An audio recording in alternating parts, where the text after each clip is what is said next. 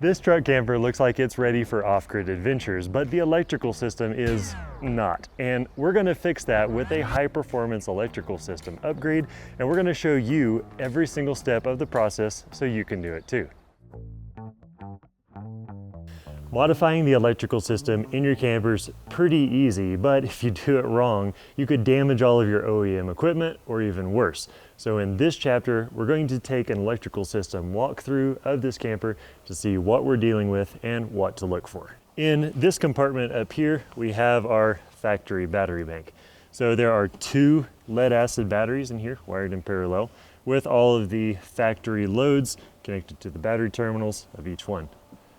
Underneath there is this compartment. We have our generator here. It is a propane generator, single phase, 2500 watts. On this side of the camper, we have our 7-pin connector, and it's kind of in a unique spot up here at the front of the camper. It's going to create some issues for us later, to be honest, but we'll figure that out when we get to it. And lastly, back here is our shore power connection. Just inside the door here, we have some various switches for some factory loads like awnings and awning lights, as well as the remote start switch for the generator. Down here we have our master battery disconnect switch, and potentially most important over here is a solar charge controller. There are 2 solar panels that were installed from the factory up on the roof that are connected to this charge controller. So this is the dinette area of the camper. Now we've already removed the table and we've already removed all the cushions, so we have plenty of room to work. The most important things electrically in this area is the OEM transfer switch and the breaker box. This is our OEM transfer switch, and that is the back of our shore power inlet. So the wire coming from the shore power inlet into the transfer switch is here, and the wire coming from our generator into the transfer switch is here. This transfer switch is going to take whichever source of power is active and feed it out of this wire here over to the breaker box. This is our factory breaker box, and this is the wire that's coming from the transfer switch that's feeding power into the breaker box, and then these are the wires going to all of our 120 volt AC loads. This breaker box also has a DC converter inside that is taking power from shore or generator, converting that into 12 volt DC power, and then feeding that out one of these wires that goes over to the factory batteries to charge those. In this camper, we're met with several different challenges. We have a pre-existing solar array, we have a built-in generator, we have nearly non-existent system monitoring, and we also have no way to power 120 volt outlets without firing up the generator. So now that we know what challenges we're dealing with and the system capabilities, let's dive into the upgrades. We're going to add 300 amp hours of battle-borne batteries.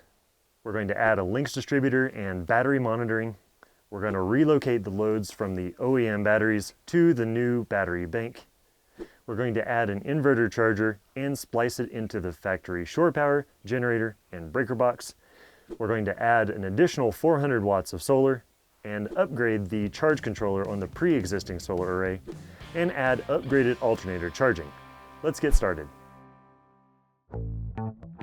Wiring a battery bank is possibly the easiest part of this entire installation, but doing it incorrectly could damage your components or destroy your batteries. So we're going to show you the right way to do it, including one particular step that's often overlooked. The parts we're using in this chapter are from the explorist.life battery bank wiring kit. We put 2 of our battle-borne batteries in place on the tabletop and measured our wire lengths with the lugs on the terminals. We cut sections of wire with our wire cutters, and using the barrel of the lug for our measurement, we stripped the insulation from both ends and then repeated the process for the rest of the wires. Next, we crimped on our wire lugs. Now when you're making these, make sure that your lugs are facing the same direction. This wire will be impossible to spin or twist once the lugs are crimped. The adhesive lined heat shrink that we use adds a bit of extra protection to the wire lug and some additional strain relief to the connection. We sanded our lugs to get rid of any burrs or imperfections, and then used alcohol on a rag to wipe off all our electrical surfaces to get rid of any dirt or oil. Now that the wires are made, we're going to go back into the camper and Steph is going to install and wire the batteries. We put the batteries in place side by side so that they were as compact as possible. We secured the batteries with aluminum angle around the perimeter and lashing straps over the top of the batteries to keep them from moving around. We've seen a ton of different ways to secure batteries. Some are good and some are pretty questionable, but we want to hear from you guys how you've been securing your batteries. We connected the black wires to the negative terminals with the hardware included with the Battle-Born batteries in the following order: bolt, washer, wire lug, battery terminal, washer, nylock nut. And connected the red wires to the positive terminals in the same way. Here's the most often overlooked step in this chapter. It's important to put both of the lugs on the same side of the battery terminal so that the combined power of the whole bank is never flowing through the terminal, but instead out of the terminal and through the lugs and wires, which are rated to carry the higher amperage of the whole bank. And finally, we tightened all of our hardware with a torque wrench to Battle-Born's recommended spec. Now we have a fully functioning battery bank, but unfortunately, a battery bank is not very useful unless we have a way to control, monitor, and distribute all of that power, and that's what we're going to tackle next. Wiring the Lynx distributor to the battery bank is pretty easy, but there's a lot of really small steps that, if missed, will throw off the settings of your entire system. If you'll just follow the instructions that we're going to show you in this chapter, you're going to have no issues. The parts we're using in this chapter are from the explorist.life Lynx distributor wiring kit. Now we're using the full 5-foot sections of wire from the kit, so we didn't need to cut them. Using the barrel of the lug for our measurement, we stripped the insulation of our positive wire. Next, we crimped on our wire lugs, and then repeated the process for the negative wire, and made sure that the lugs were positioned on the wire so that the wire isn't twisted when installed. And then we added our heat shrink for protection and strain relief. We sanded all of our lugs and wiped them all down with some alcohol.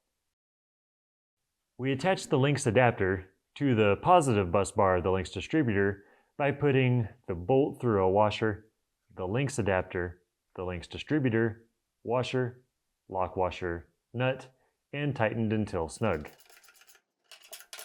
Then we put the master disconnect switch onto the Lynx adapter.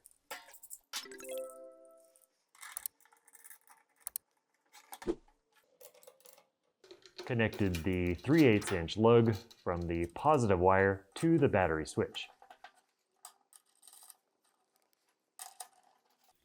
And then snapped the back on the switch. We put the MRBF fuse on the MRBF fuse holder and put the 5/16 inch lug from the other end of the positive wire on top of the MRBF fuse, and then secured with a washer, lock washer, nut, tightened, and then put on the fuse hat. We attached the other Lynx adapter to the negative bus bar on the Lynx distributor in the exact same fashion as the positive one from just a second ago. With the loads and chargers side of the shunt toward the Lynx distributor, we attached the shunt to the Lynx adapter with the washer and lock washer on top of the adapter. On the battery side of the shunt, we attached the 3/8 inch lug from the negative wire. Then we grabbed the small red power wire from the BMV-712 box. It's way too long for our needs, so we're going to cut out the slack and use our crimpers and heat gun to put on a butt splice connector. Next, we attach the ring terminal to the far right stud of the positive bus bar in the Lynx distributor, and then push the ferrule into the B+ or B1 terminal on the shunt. This will deliver power to the little computer board on the side of the shunt. The data cable that comes with the BMV-712 will go into the side of the shunt and into the back of the gauge that we will mount in a hole that we drilled in the wall. Now that the wires are made and the Lynx distributor is pre-wired, we're going to go back into the camper and attach them to the battery bank. We screwed the Lynx distributor to the wall, put the master disconnect spacers behind the switch, and screwed the switch to the wall. Then we used the shunt spacers behind the shunt to screw the shunt to the wall. Next, we connected our negative wire to this negative terminal on the battery bank, and then connected the MRBF fuse holder to this positive terminal on the battery bank.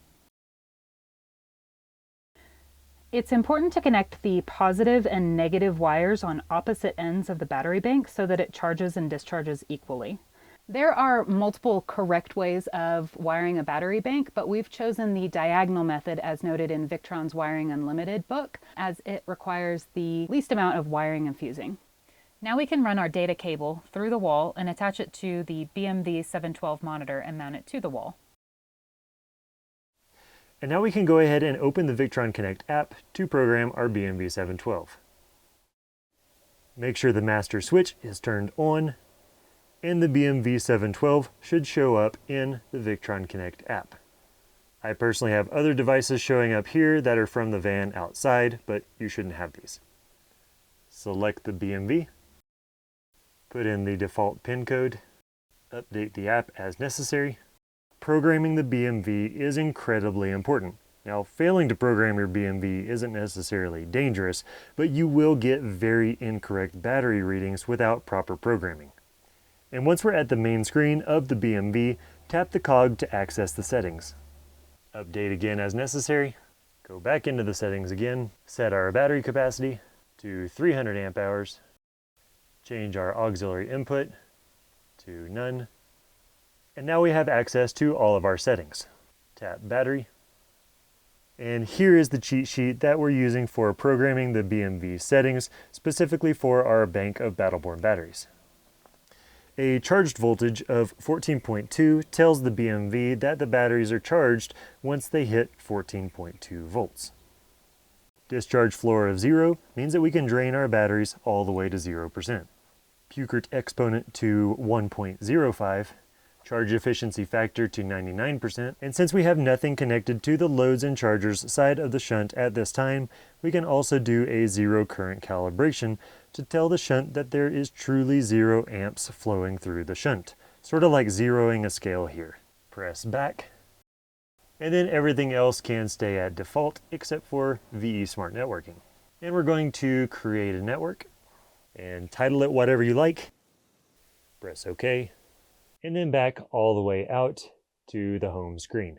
Now, how many of you have bought a component, didn't program it, had issues with it, and the issues were immediately resolved as soon as you programmed it? Leave your experience in the comments below so that everybody can see how important this is. Now, I didn't get into why we chose these settings because most of these settings were just given to us by Battleborn, since pretty much all of these settings are very battery specific. Now, if you're using different batteries in your build, you're going to need to reach out to your chosen battery manufacturer to see if they will provide you their charging parameters. But I'm going to leave these settings that we've put in here down in the video description below. With the Lynx distributor fully installed, we now have a great way to attach all of our components to the system. We can turn the system on and off with our master disconnect switch and can monitor our battery status with our BMV-712 battery monitor. But now we have 2 battery banks, and the old crappy batteries from the factory are still powering the camper, and we need to fix that, and that's coming up next. We want to use our new battery bank to supply power to all our pre-existing 12-volt branch circuits around the camper. But instead of rewiring all of those circuits to the new battery bank, we're simply going to supply power from the new battery bank to the factory battery location so that all of those pre-existing circuits can remain as they are. The parts we're using in this chapter are from the explorist.life battery bank relocation kit. And we're using the entire 20-foot section of wire from the kit, so we didn't need to cut it. Using the barrel of the lug for our measurement, we stripped the insulation from both ends of our positive wire, and then repeated the process for the negative wire.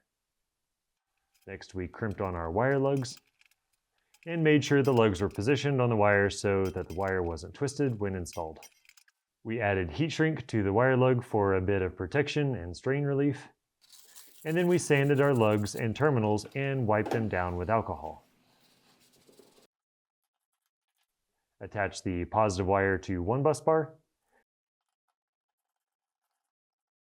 and the negative wire to the other. Now with the bus bars pre-wired, we can move them into the camper and wire them into place. So who saw the big mistake that I made just now? If you did, write "I saw that" in the comment section below. If you didn't see my mistake, here's what it was. On the bus bar, there are 2 nuts on each stud, and I put the lug directly on top of one of the nuts with the other nut on top, which means that there is a nut inside of the flow of power from the lug to the bus bar. So instead, the lug should go directly onto the bus bar with the 2 nuts on top of that. It's always useful to take a picture of how everything is wired because sometimes the factory uses different colors of wire for positive and negative. The bus bars are replacing the factory batteries, so we'll unbolt those and get them out of the way. And since this camera angle was impossible to get, here's what we did. In this camper, black was positive and white was negative. We started with factory wiring to factory batteries, removed the factory batteries, installed our bus bars, reattached all factory loads, positive to positive and negative to negative. Next, we're going to connect our wires to the Lynx distributor. First, we're going to make sure the master disconnect switch is off. We'll remove the separator, remove the nut, washer, and lock washers from the negative bus bar, positive bus bar, and the fuse holder stud. Put the negative wire in place, replace the washer, lock washer, and nut, and tighten.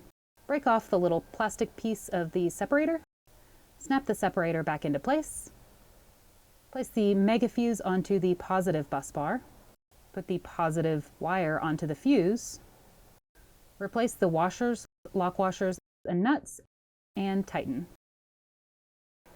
Now we can turn our master battery switch on, and we turn on some of our DC loads around the camper and see that they work perfectly. We can also check out our Victron Connect app and see the amperage used go up and down as we turn our lights on and off. With the new battery bank wired to the pre-existing circuits, the camper is functioning as it was, but now with much more power. And if that's all you were interested in, you could actually stop right now if you had a lithium compatible converter. But we want to be able to run all of our 120 volt outlets around the camper from that new battery bank, and that's coming up next.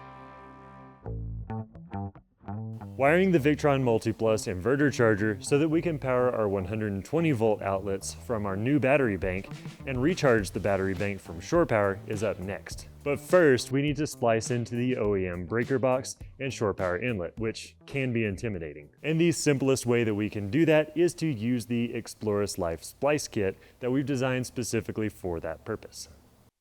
The parts we're using in this chapter are from the explorist.life 12 volt MultiPlus 2K wiring kit and the 30 amp OEM RV Splice kit. We measured and cut our wire, and then using the barrel of the lug for our measurement, we stripped off the insulation from both ends of our positive wire, and then repeated the process for the negative wire and the equipment ground wire. Next, we crimped on our wire lugs and made sure the lugs were positioned on the wire so that the wire isn't twisted when installed. We added heat shrink to the wire lug for a bit of protection and strain relief, and then we sanded our lugs and terminals and wiped them down with alcohol. Next, we removed the cover from the MultiPlus. We cut some holes in our wire glands on the MultiPlus with a pocket knife, and then we put our black wire on the negative terminal, and then our red wire onto the positive terminal. The equipment ground wire goes to the ground stud right over here with the serrated washer between the lug and inverter case. Next is the VE Bus Smart Dongle, which allows us to control the MultiPlus via Bluetooth on our phone.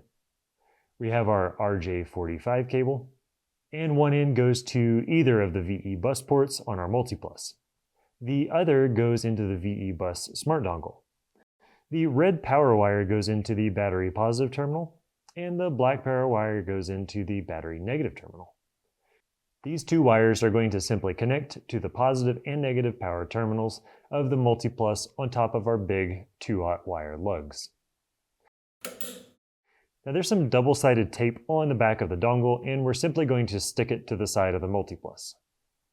We measured and cut the 10-3 wire from the explorist.life Splice kit and stripped back the outer sheathing and the wire insulation. One is going to the AC input, black, white, and green to the line, neutral, and PE terminals respectively. And the other is going to the AC output, black to L, white to N, and green to PE. The other end of both of these wires are going to the junction box from the explorist.life 30 amp OEM RV Splice kit, which we're going to mount to a piece of scrap wood and pre-wire before moving it into the camper to make it easier for us to do and for you to see. These terminal blocks have a lip and snap lock and simply pivot up and into place onto the DIN rail. And these are basically glorified and really more user-friendly butt splice connectors and pass through power from top to bottom, or bottom to top. The order of which these are installed matters very little, but you should just have one of each color on each side of the junction box, just like we've got here. We'll put the hot, neutral, and ground for both the AC in and AC out into their respective colored terminal blocks in the Splice kit. Now we have AC input on one side and AC output on the other, and I'll label the wires as such so we don't get confused later. With the MultiPlus inverter charger and Splice kit all pre-wired, I'm going to move into the camper, hand this off to Steph to mount and wire everything in place. We fasten the MultiPlus mounting plate to the wall, put the MultiPlus in place on the mounting plate, secured the mounting screws at the bottom, and then replace the cover. The MultiPlus should be mounted upright for best cooling, but if you have space constraints and have to mount it differently, just understand that overheating will decrease performance, and you must make sure to have adequate ventilation and cooling in the enclosure. Next, we're going to connect our wires to the Lynx distributor. First, we're going to make sure the master disconnect switch is off. Remove the nut, washer, and lock washer from the negative bus bar, positive bus bar, and the fuse holder stud. Put the negative wire in place. Replace the washer, lock washer, and nut. Break the little plastic piece off of the separator. Snap the separator back into place. Place the mega fuse onto the positive bus bar. Replace the washers, lock washers, and nuts, and then tighten. Place the positive wire onto the fuse. Replace the washers, lock washers, and nuts, and then tighten. Next, we're going to put the equipment ground wire on the center stud on the negative bus bar in the exact same way we just did with the negative wire. We're going to be cutting into the OEM 10-3 wire that goes into the back of the breaker box. This will give us a wire that's going into the breaker box and a wire that is coming from the shore power transfer switch. We're going to connect the wire coming from the transfer switch to the AC input Splice terminals and connect the wires coming from the breaker box to the AC output Splice terminals. Transfer switch to AC in, then AC out to breaker box. Now, there are 35 different ways to make these connections, but this is the easiest way in our experience and keeps you from needing to rewire your entire breaker box. This is our first time showing this one on our channel, so let us know, does this seem like a pretty easy way to splice into a MultiPlus? Lastly, you'll want to disable your OEM converter. In most campers, there's a converter breaker in the breaker box. We've simply turned this off and put a piece of tape across the breaker to indicate that it should not be toggled on. Now, if the converter is left on, then when you aren't connected to shore power, the batteries would be powering the MultiPlus inverter, which would then power the breaker box, which would power the converter, which would power the batteries, and which would power the MultiPlus. This is just a big circle of power loss that turning the converter off fixes. Now we can turn our master battery switch on, turn the inverter on, and now test some of our 120 volt loads. Our batteries are powering our MultiPlus, and our MultiPlus is powering our breaker box, which is powering all of our 120 volt loads. We can even turn on the air conditioner. We don't have the battery bank capacity to run the air conditioner for an extended period of time, but it's good to see that it will even turn on. And our BMV-712 that we installed earlier is showing that we are losing a lot of amps because of that power-hungry air conditioner. Now we can go plug into shore power, and the inverter will automatically switch over to powering the system via shore power and charging our batteries with the remaining, which we can now see on our BMV-712. If we turned on the generator and disconnected from shore power, the same thing would happen. If we turned off the generator and used a 30 amp to 15 amp adapter to connect to a standard household outlet, and use the Victron Connect app connected to our VE-Bus smart dongle to turn our shore power input current limit to below 15 amps so we don't overload that circuit and trip the breaker, and turned on two heavy loads like the air conditioner and a space heater, the power assist feature from the MultiPlus would take the power available from shore power, then invert the remaining power needed from the battery bank. Now, you'll notice that we didn't program our MultiPlus. That's because if you buy your MultiPlus from us through shop.explorist.life, we'll program it for you if you're using Battleborn batteries. If you choose to use a different battery, that's fine too, and we'll still sell you a MultiPlus, but you'll need an MK3 USB programming dongle so that you can program your MultiPlus for whatever brand of battery that you've chosen. With the Victron MultiPlus wired, we're now able to charge our battery bank from shore power and power our 120 volt outlets from our new battery bank. But in order to be a true off-grid rig, we need to be able to charge from solar, and that's coming up next. Installing our solar panels up on the roof and wiring our solar array is going to take a bit of extra care, as we need to make sure that there is no chance that they will fly off the roof or leak. Let's get started and we'll show you how to make that happen. The parts we're using in this chapter are from the explorist.life 400 watt solar charging wiring kit for 12 volt battery banks. We measured and cut our wire, and then used the barrel of the lug and ferrule for our measurements. We stripped the insulation from both ends of our positive wire, and then repeated the process for the negative and equipment ground wires. Next, we crimped on our wire lugs, and made sure the lugs were positioned on the wire so the wire isn't twisted when installed. And then we crimped on our ferrules. These just clean up the wire ends a bit so there's no stray wires to cause a short. We added heat shrink to the lugs and ferrules for a bit of extra protection and strain relief. And then we sanded our lugs and terminals and wiped them down with alcohol. We put red 6-gauge wire into the battery positive terminal,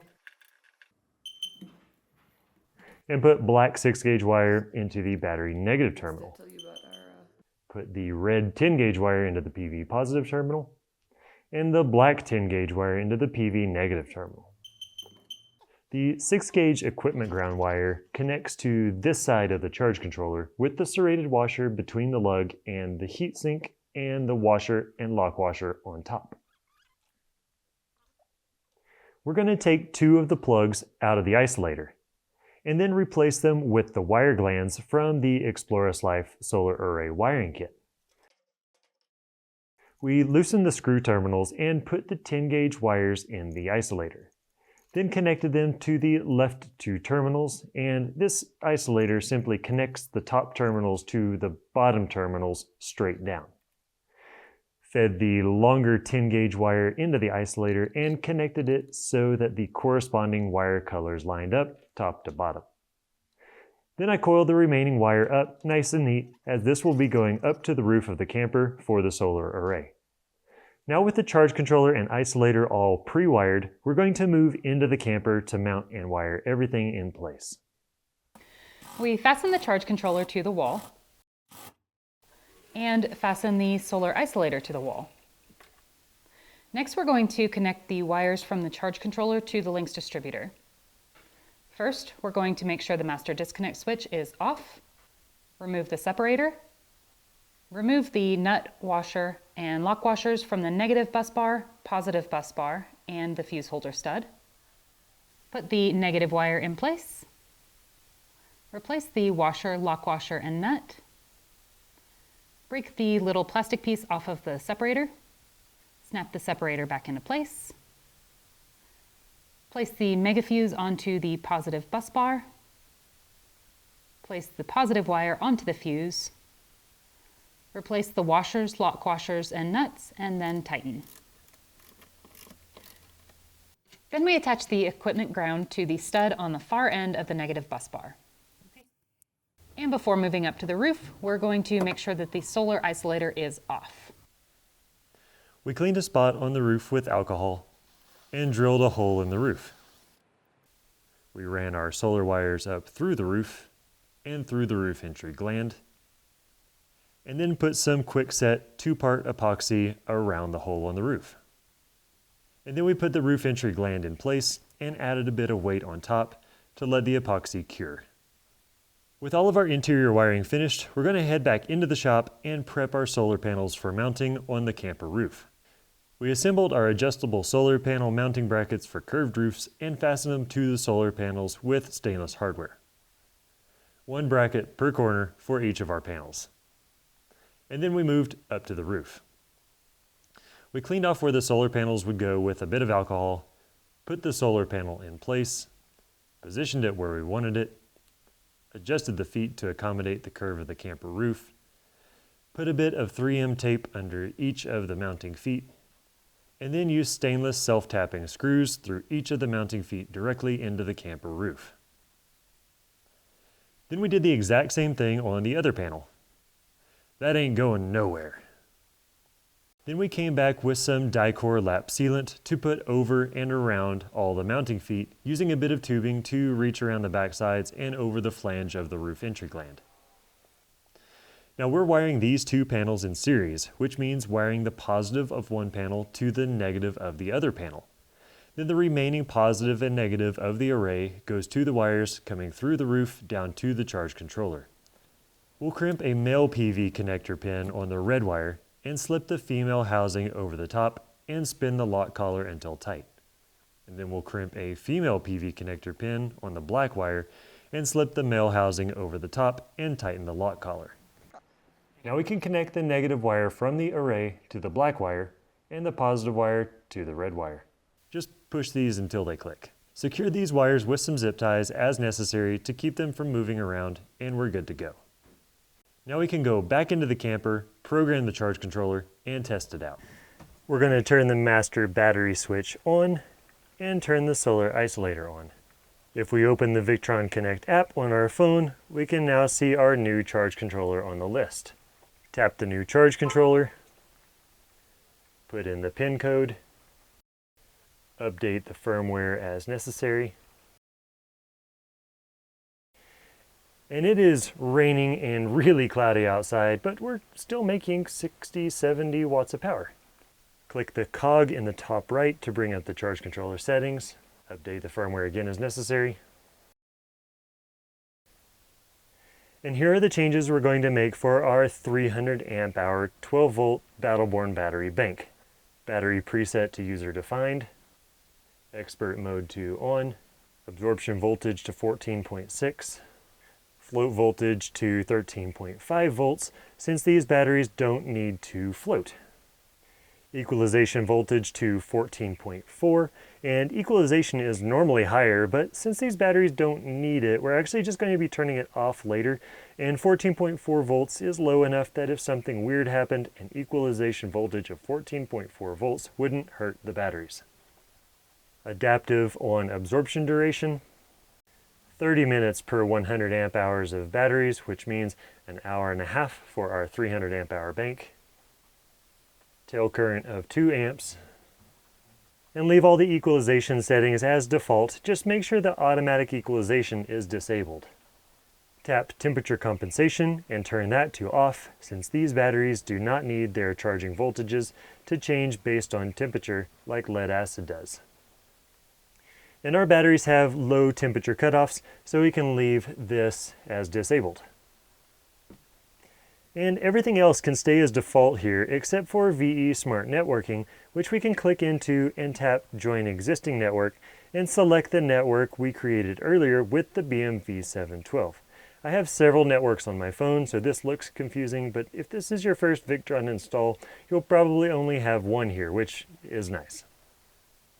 And we can back out to the home screen and see that we are charging as expected for a super cloudy day. The History tab will be your best friend when trying to see how much power that you've made and your max power achieved on a day-to-day basis. In preparation for the next step, we can turn off our master battery switch.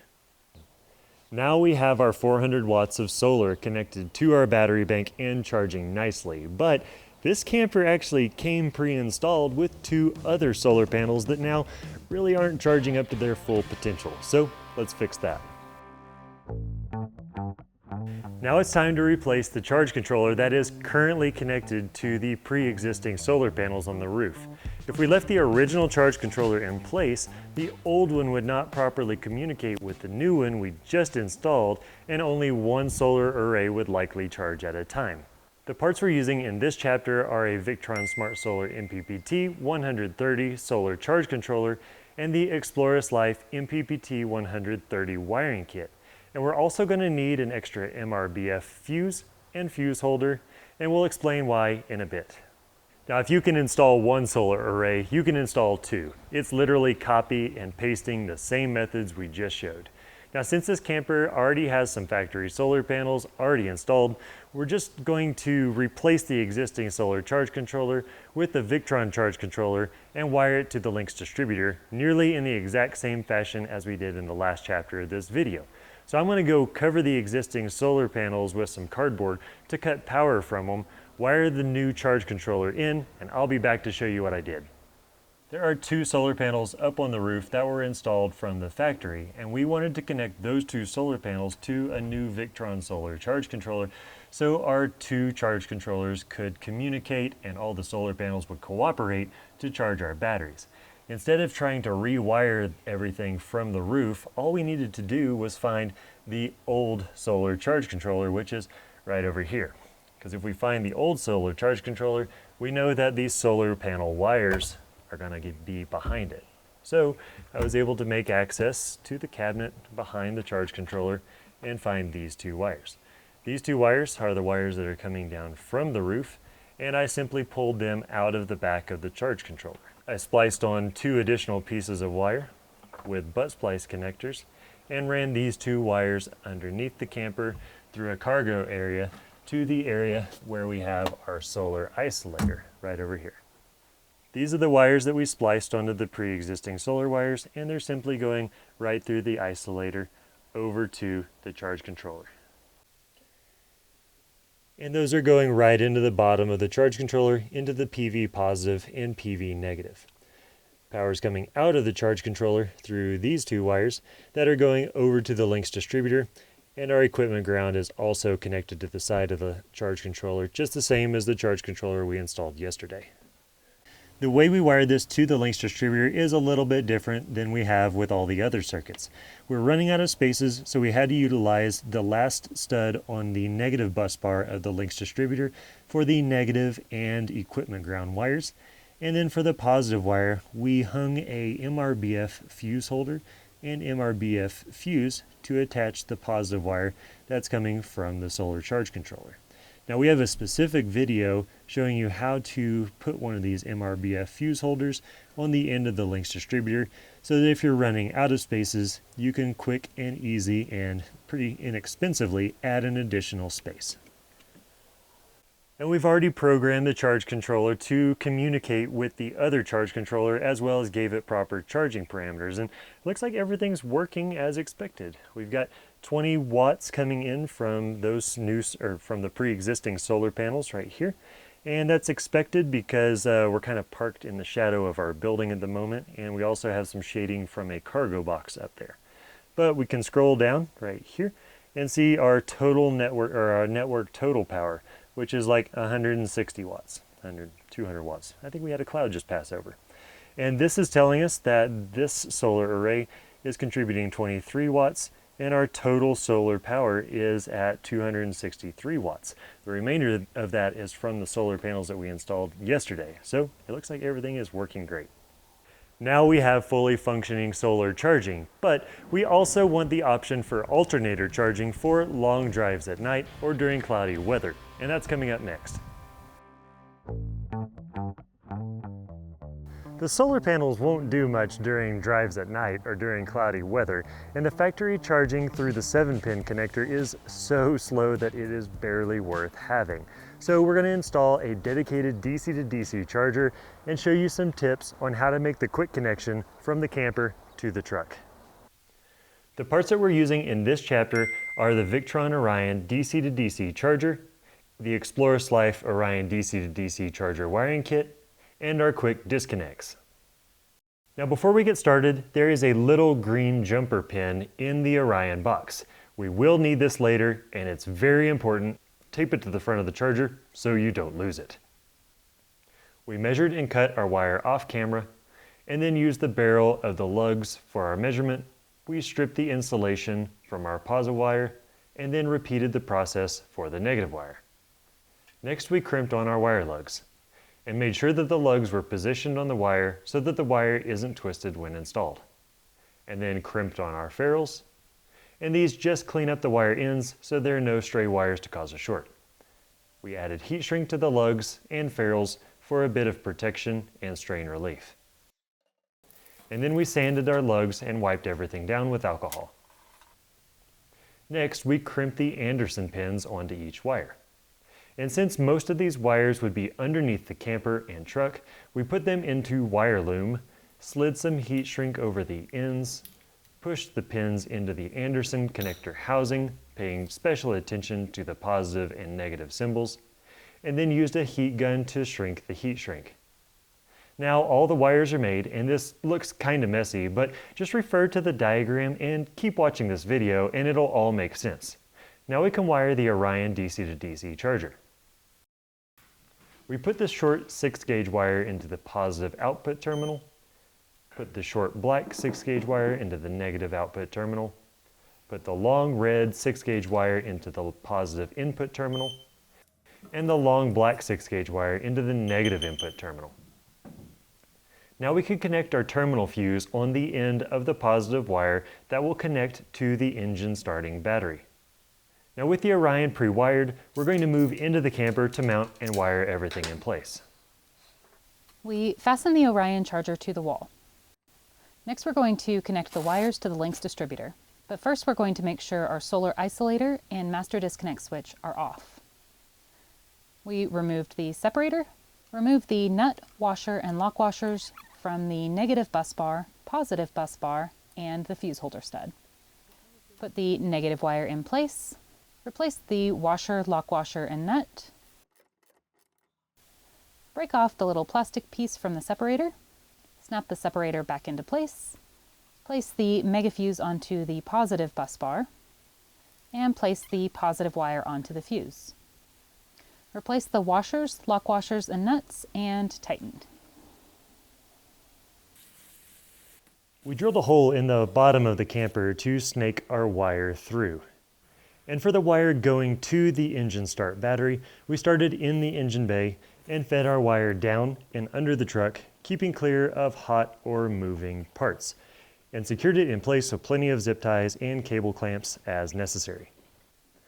And then drilled a hole in the bed of the truck near the factory 7-pin connector, primed the edges of the hole, and pushed the wire through. For the starting battery connection, we connected the negative wire to the negative battery terminal, and the terminal fuse to the positive battery terminal. Now we can secure the wires to the camper and truck and seal the holes with exterior rated spray foam as necessary. Connect the wire from the camper to the truck and then head back into the camper for programming. Turn the master battery switch on, and if we open the Victron Connect app on our phone, we can now see our new charger on the list. Tap the charger, put in the default pin code of 000000, update the firmware as necessary, follow any other directions on screen, click the cog in the top right to bring up the settings, And here are the changes that we're going to make for our 300 amp hour 12 volt Battle-Born battery bank. First, change the function to charger, and then tap battery settings. Select user define for the battery preset, and set absorption voltage to 14.6.